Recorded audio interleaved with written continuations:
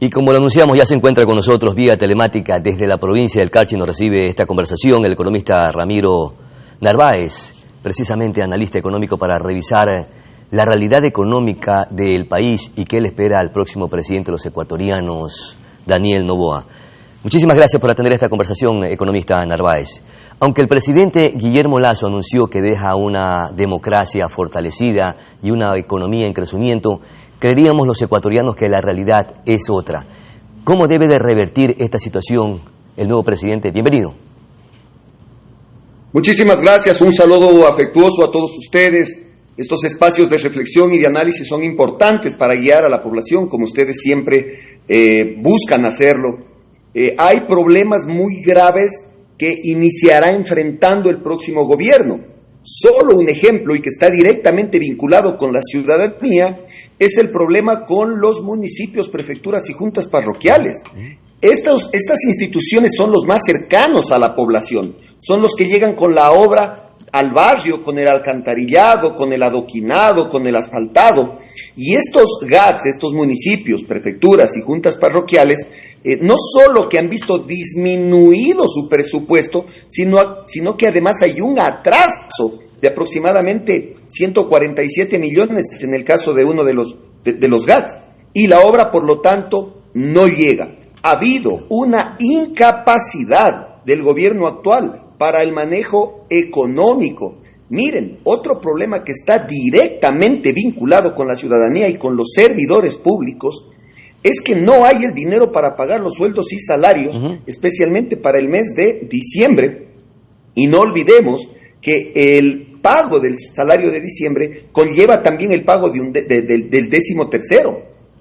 Aproximadamente se necesitan 1.500 millones para cumplir con estas obligaciones en diciembre. ¿Saben cuánto hay en la caja del Banco Central? 500 millones. Es decir, el gobierno no tiene los recursos para pagar a los empleados públicos el próximo mes. Entonces economista, vemos que el próximo presidente de los ecuatorianos tiene un escenario bastante sombrío y tiene que enfrentar una deuda de 7.689 millones de dólares por la deuda pública. Además hay un déficit fiscal que pasa o bordea los 3.000 millones de dólares, un presupuesto del Estado desfinanciado en más de 10.000 millones de dólares de acuerdo al director del Foro de Economía, el economista Flores, y hay que invertir en seguridad. Se viene el fenómeno del Niño. ¿De dónde sacará dinero el próximo presidente para enfrentar estas situaciones que son urgentes? Mire, es complejo lo que viene para Daniel Noboa. El presupuesto arrancó con un déficit anunciado aproximadamente entre 6.000 y 7.000 millones, pero se incrementó porque el gobierno tuvo algunas imprecisiones en el cálculo. Por ejemplo, presupuestó con una producción del petróleo más alta de la que realmente es, por lo tanto ahí se aumentó el déficit. O intentaron o planificaron la venta del Banco del Pacífico. No sé si Daniel Noboa, como un intento de recaudar más dinero, continúe con esa venta, pero se presupuestó y no se ejecutó. Ahí hay una alternativa, yo no la comparto, pero es una alternativa para Daniel Noboa. Y ahora la producción petrolera está estancada, economista. Esa es otra desventaja también que va a enfrentar el presidente Daniel Noboa.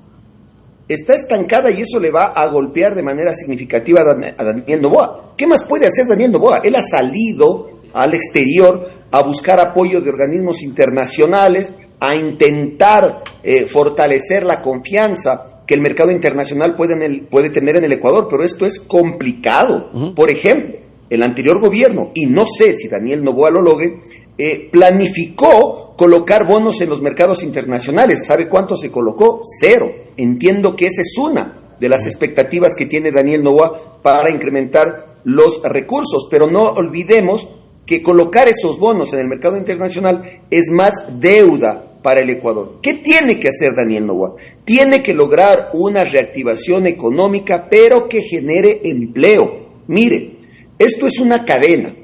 Si es que nosotros tenemos una población que tiene empleo, los ingresos que tienen estos ciudadanos se transforman en consumo interno y no únicamente que dinamizan la economía, sino que además generan pago de tributos al SRI, que es otra debilidad que tuvo el gobierno en este periodo. A propósito de aquello, economista, la inversión pública definitivamente en el gobierno de Guillermo Lasso se redujo ostensiblemente.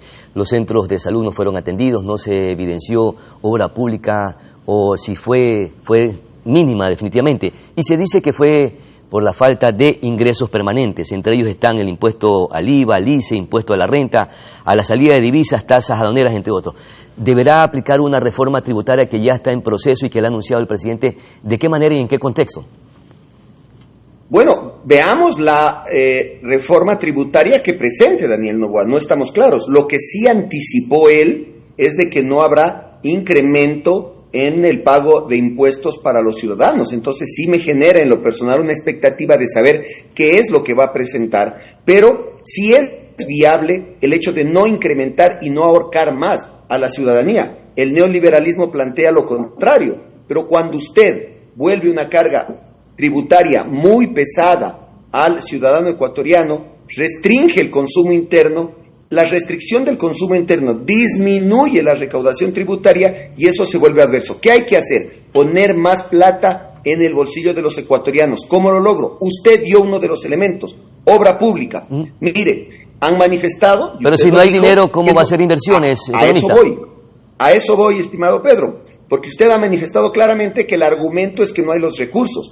Hubo dinero en el gobierno de Guillermo Lasso y ese dinero fue canalizado a incrementar la reserva monetaria y posteriormente ese dinero fue destinado al pago de las obligaciones que tiene el Ecuador o el Estado con los acreedores de deuda. Había que priorizar ese dinero, en vez de quedar bien con los amigos del gobierno, había que canalizarlo a la inversión pública. Por ejemplo, la inversión pública genera trabajo, mano de obra, reactivación económica. Esa es la forma de generar desarrollo.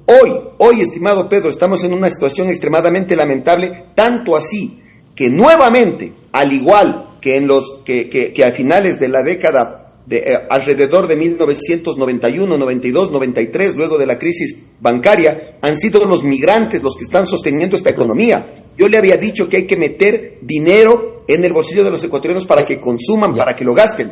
Los migrantes nos están enviando las remesas. Economista.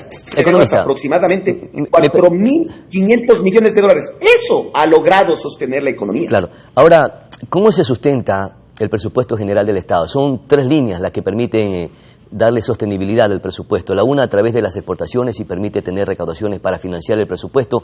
La otra a través de líneas de créditos y la otra es a través de implementación de temas tributarios. De las 3, ¿cuál debe escoger o cuál le hace menos daño al país? Porque las reservas internacionales lamentablemente se cayeron. ¿Acudiremos al FMI o a renegociar deudas? Mire, usted ha dicho algo valiosísimo y creo que por ahí está el camino para Daniel Noboa. Hay que renegociar las deudas. Es impresionante, la deuda que tenemos nosotros hoy como Ecuador bordea los 80.000 millones. Estoy seguro que está cerca de ese valor. ¿Y qué significa? Cuando usted adquiere una deuda, no olvide, estimado Pedro, que a la final tiene que pagar. Y lo menos que puede pagar son los intereses. Entonces, cuando usted se endeuda para reactivar la economía, que es lo más apropiado, en vez de pagar estas obligaciones a los amigos del gobierno, pero cuando usted se endeuda para que ese dinero entre a la economía ecuatoriana, después usted tiene que empezar a pagar. Y por lo tanto, parte del presupuesto del Estado que usted planifica, que usted estructura, se dedica justamente a cumplir el pago de la deuda y a cumplir el pago de los intereses. Hoy día, aproximadamente del presupuesto del Estado se destinan 7.000 millones de dólares para pago de deudas. Eso significa el 24-25% del presupuesto nacional, el presupuesto que tiene el Ecuador. Perfecto. Entonces, es como usted, don Pedro. Usted tiene un ingreso, tiene un sueldo, pero como no le alcanza, se endeuda.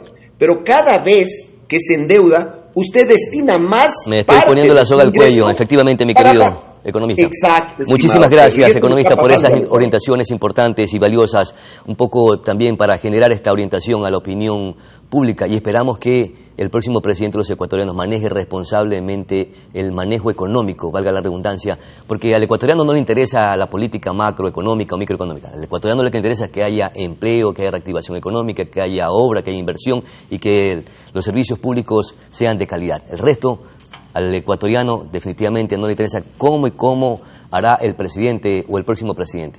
Eso es lo que esperamos todos. Muchísimas gracias, mi querido economista Ramiro Narváez, por atender esta conversación. Muy gentil. Vamos a nuestra pausa publicitaria. Gracias, estimado Pedro. Gracias, y veo que usted está muy claro en los conceptos y eso orienta mucho a la ciudadanía. Un gusto. Un gusto también. Muchísimas gracias. Pausa publicitaria y regresamos.